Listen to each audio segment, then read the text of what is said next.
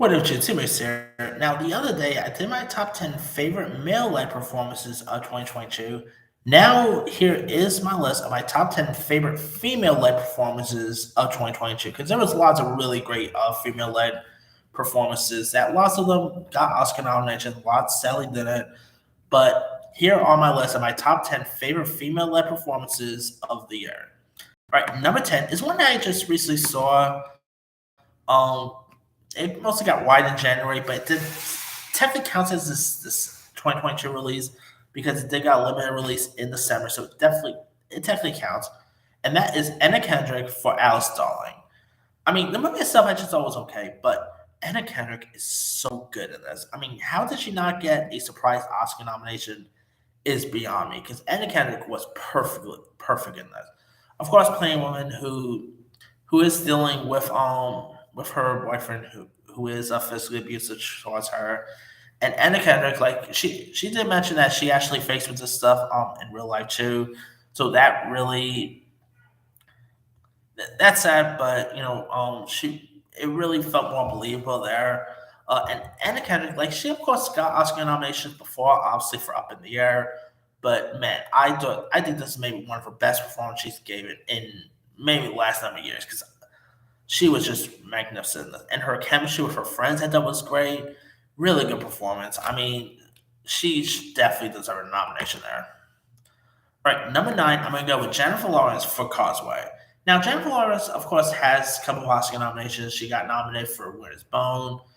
She won for Civil Lines Playbook. She also got nominated for American Hustle. I think that's all she got nominated for. I think she got nominated for Joy. I could be mistaken there, but Jennifer Lawrence, I think, is terrific in this. Of course, playing an army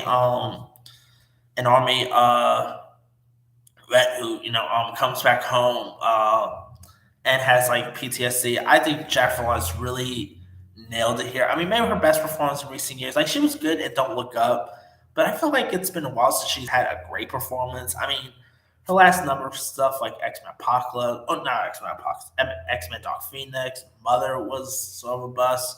So I'm gonna see her really branching back here, and I think she is terrific in this part. So really good performance there. Very actually did not get nominated, but all right, number eight, I'm gonna go with Michelle Williams for The Fablemans. Now, I still consider this should be more of a point performance, but they're saying it lead, so okay, I'll go with what they're saying.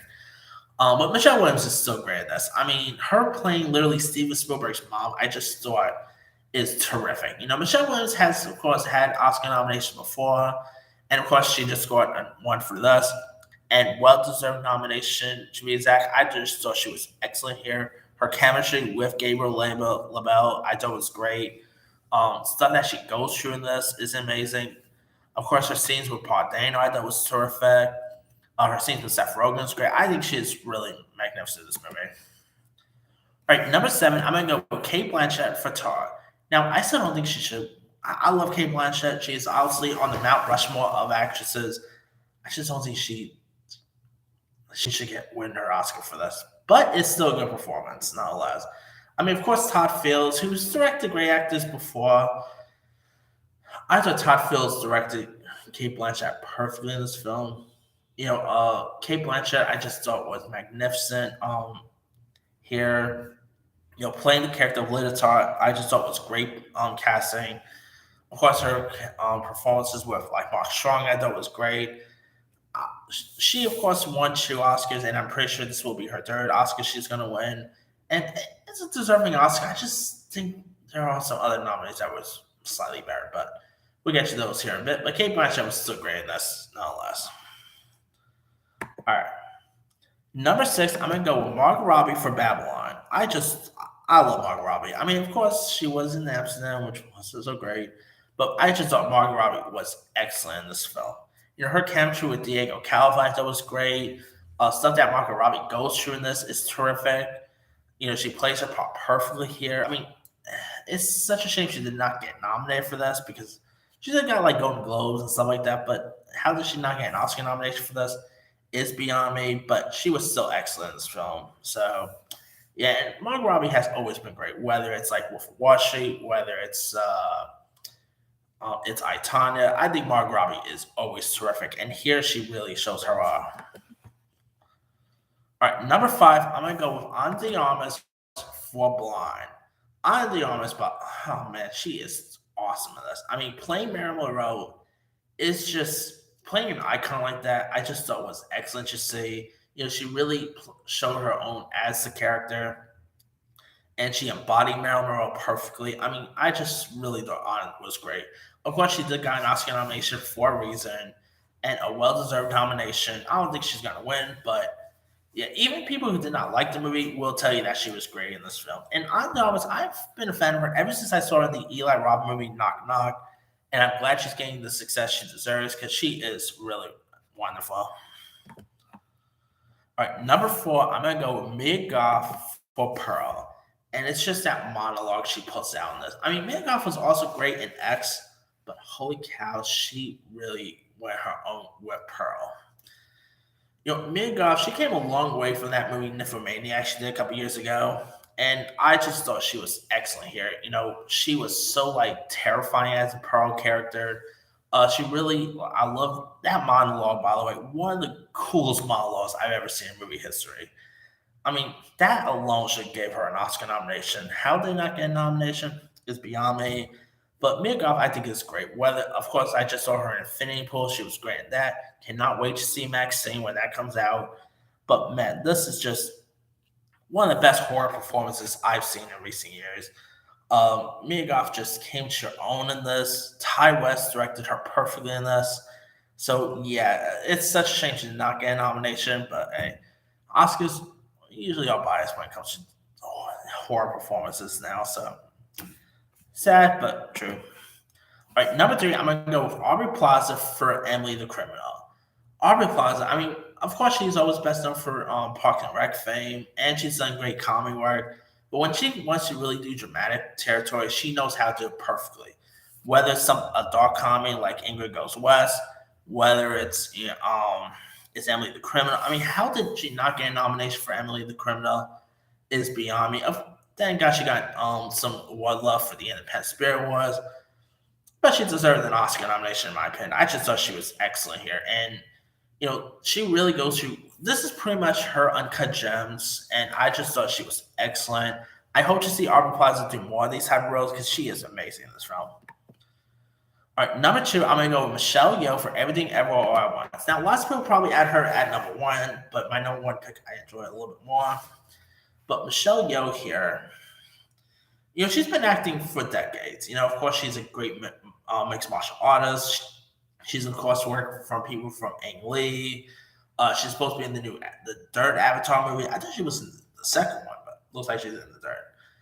But Michelle Yeoh is remarkable here. I mean, playing different characters, I just saw she nailed it every inch. Every aspect she played in this is terrific. Michelle Yeoh, sorry, Kate Blanchett. I'm hoping Michelle Yeoh wins her Oscar because I just thought she was terrific in this film and really showcased her acting chops perfectly in it here. And if she wins, I'm all for it because she was amazing. All right, and my number 1 favorite female-led movie performance is the one that did not get an Oscar nomination, and I think should have. And not only just got a nomination, I think she should have won. And that is Danelle Deadwater for Till. I mean, the stuff she goes through in this, of course, she is playing the mother of Emmett Till, and Danelle Deadwater. I mean, she's done stuff before, like she was in The Harder They Fall 2 years ago, but here she shows her awe. I mean, she is terrific in this part. Her chemistry with her on-screen son in the scenes we do see is terrific. Her, just playing the civil rights activist and like some of the monologues she put out, I thought was great. I mean, she is really playing a real life person, and she does it perfectly here. I really think Danelle Deadwater should not only just been nominated, should have actually win the Oscar because she was that great in this. I think she did got a SAG nomination, so we'll see if she actually wins that. But yeah, Danelle Deadwater was amazing in this film, and she's definitely an actress to keep your eye out for in the future. But that's pretty much it there. Here is my quick rundown. Number 10, Anna Kendrick for Alice Darling. 9, Jennifer Lawrence for Causeway. 8, Michelle Williams for The Fabelmans. 7, Kate Blanchett for Tar. 6, Margot Robbie for Babylon. 5, Ana de Armas for Blind. 4, Mia Goth for Pearl. 3, Aubrey Plaza for Emily the Criminal. 2, Michelle Yeoh for Everything Ever All at Once. And number 1, Danielle Deadwater for Till. Now, I still have not really seen True Leslie yet, so I cannot really add Andre Riseborough on that list because I still haven't seen the movie yet. But some other ones I probably could have added. Let me pull some other films here. Let's see, what else we got here?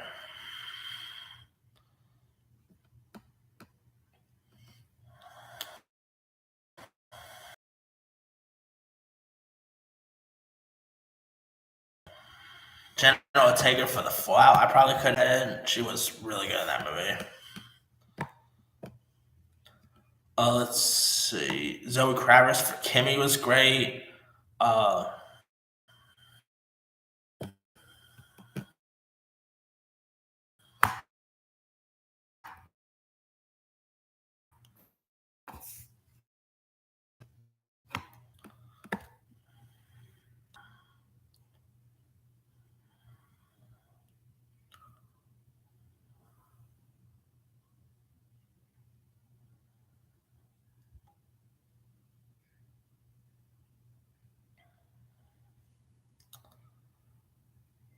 Emma Thompson for Good Luck to You, Leo Grande. That's one I probably could have added. Annette Bening for Jerry March Go Large. She was great in that.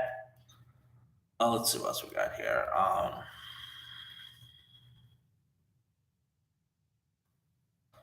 Either the movie was great. Daisy Edgar Jones from Where the Crawdads Sing was pretty good. Leslie Manville for Mrs. Harris Goes to Paris was a good one. Let's see. Keke Palmer for Nope. I probably could have added. Well, I still feel like that's more supporting, but let's see. Dale Dickey for boy, I probably could have added this one, but Dale Dickey for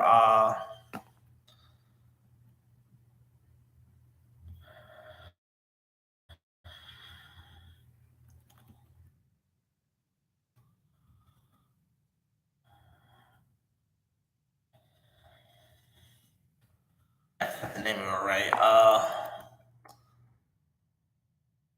Dang, I forgot the name of I forgot the name of the film. But there's this one that wait, let me.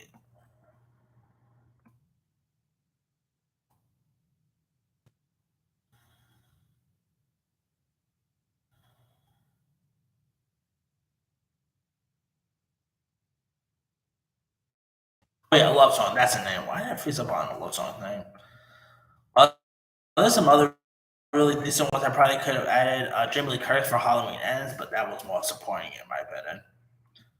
But yeah, there's some other really great ones. Jessica Chastain for The Good Nurse is a good one. Elizabeth Banks for Claude Jane.